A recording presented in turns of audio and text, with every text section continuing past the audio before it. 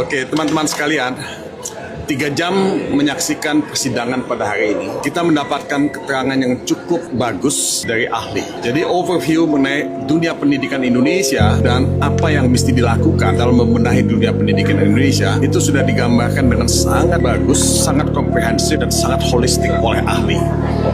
Nah, kalau melihat apa yang dijelaskan dan tanya jawab yang dilakukan, baik antara penasihat hukum dengan ahli, penuntut umum dengan ahli, dan juga majelis hakim dengan ahli, itu semakin menguatkan keyakinan saya bahwa tidak ada bukti-bukti yang cukup untuk mengadili Nadiem Makarim, apalagi untuk menghukum seorang Nadiem Makarim. Yang dijelaskan oleh ahli, dan itu juga tercermin dalam tanya jawab, bahwa ini kan semua soal kebijakan, public policy. Kebijakan itu tidak bisa dikriminalisasi. Nah, kalau kebijakan ini dikriminalisasi, tidak ada orang yang mau menjadi pejabat kalau itu dilakukan.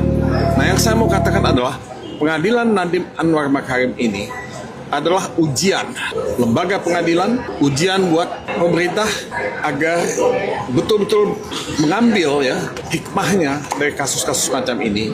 Sebab kalau misalnya pengadilan gagal, kalau pemerintah gagal dan tetap mengkriminalisasi kebijakan yang dilakukan, nah maka akan banyak sekali pejabat yang dibawa ke pengadilan.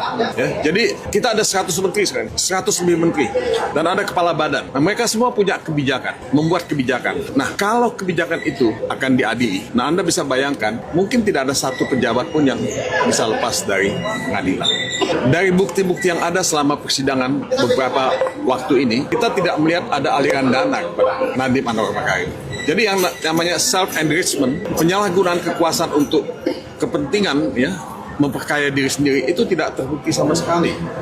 Jadi kalau saya melihat ini pengadilan sedang diuji oleh kita semua, oleh publik, oleh akal sehat kita, bahwa keadilan itu mesti ada faktanya, faktanya mesti jelas, dan ini fakta tidak terbukti sama sekali. Sebagai lawyers, saya 40 tahun lebih praktek, saya hanya punya 2 pegangan, 1 hukum, 2 fakta, evidence. Nah, selama hukumnya tidak dilanggar karena dia tidak menyalahgunakan kekuasaan sebagai menteri, dia tidak memperkaya diri sendiri, dan faktanya dan buktinya itu tidak ada sama sekali, tidak mendukung sama sekali. Jadi buat saya, pengadilan ini harus betul-betul melihat kepentingan bangsa ini ke depan.